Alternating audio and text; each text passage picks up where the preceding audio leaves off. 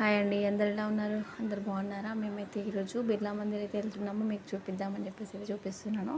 హైదరాబాద్లో బిర్లా మందిర్ అందరికైతే తెలిసింది, చాలా ఫేమస్ ప్లేస్ బిర్లా మందిర్. మీరు చూస్తున్నారు కదా, ఇది అయితే స్లోప్ లాగా ఉంటుంది, అంటే కొంచెం మీదికి ఇలా స్టెప్స్ లాగా ఉంటాయి. అవైతే ఎక్కి వెళ్ళాలి. సో 2 వేస్ ఉంటాయి, అటు ఉంటాయి ఇటు ఉంటాయి. వెళ్ళేటప్పుడు అయితే ఇట్లా వెళ్ళొచ్చు, మనం ఇంకో వే కూడా ఉంటుంది, అట్లా కూడా వెళ్ళొచ్చు అండి. మా పిల్లలతో సమ్మర్ అంటే అక్షయ తృతీయ రోజు అయితే వెళ్తున్నాం మేము. కొంచెం వీడియో పోస్ట్ చేయడం కొంచెం లేట్ అయింది. చూసారు ఎంత క్లైమేట్ అయితే చాలా బాగుంది. థండర్ అసలు ఆ రోజు కొంచెం వర్షం పడేటట్టు అయితే ఉంది. సో అయినా కూడా ప్లెజెంట్గా అనిపించింది అండి వెళ్తుంటే అయితే. చాలా ఈవినింగ్ వెళ్తే చాలా బాగుంటుంది అసలు, అక్కడ క్లైమేట్ చాలా బాగుంటుంది ఈవినింగ్.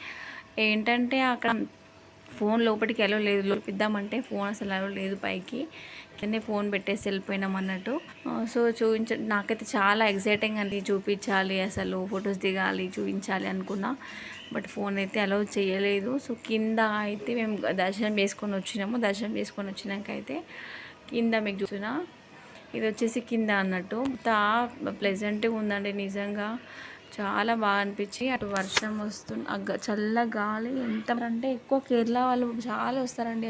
ఇంకా ఎన్ఆర్ఐస్, ఫారిన్ కంట్రీస్ నుంచి చాలా మంది వస్తారు నిజంగా. ఎప్పటికీ అసలు ఉంటూనే ఉంటుంది అక్కడ. చాలా బాగా దర్శనం కూడా ఎంత మంచి అనిపించింది అంటే, వెంకటేశ్వర స్వామి దర్శనం చాలా బాగా అనిపించింది. అక్కడ క్లైమేట్ కానీ అసలు మేము వెళ్తుంటే అసలు చల్ల గాలి, వర్షం వస్తుందేమో అని భయపడ్డాము. టైల్స్ మీద జారి పడతారేమో పిల్లలు అని చెప్పి పిల్లల్ని తీసుకొని వెళ్ళాం కదా.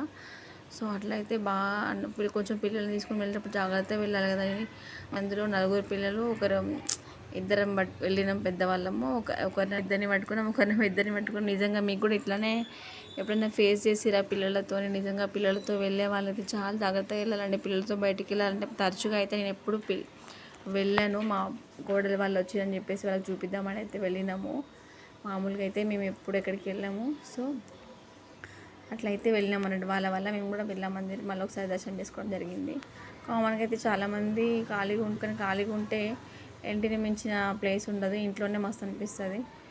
ఖాళీగా ఉంటే అటు వెళ్ళాలి ఇటు వెళ్ళాలి అయితే ఉండదు. బిర్లా మందిర్ వెళ్దాం దగ్గరే కదా అన్నట్టు అయితే వెళ్ళిపోయినాము. చాలా బాగా అనిపించింది వెళ్ళినందుకైతే. నిజంగా మంచి దర్శనం అయింది, ప్లెజెంట్ అనిపించింది. కాసేపు కూర్చున్నాము. వెంకటేశ్వర స్వామి దర్శనం చాలా బాగా అయింది నిజంగా. అక్కడైతే బిర్లా మందిర్కి ఎక్కడెక్కడి నుంచో వస్తారండి నిజంగా. ఇంకొకటి ఇక్కడ ప్రత్యేకత ఏంటంటే, చూస్తున్నారు కదా చాలా షాప్స్లో జ్యువెలరీ కానీ విగ్రహాలు కానీ ఏదైనా చూసినట్టు అసలు చాలా తక్కువ కాస్ట్. అంటే ఫస్ట్ ఏమనుకున్నామే, జాతరలలో టెంపుల్స్ దగ్గర ఫుల్ కాస్ట్ ఉంటాయి మామూలుగా అయితే.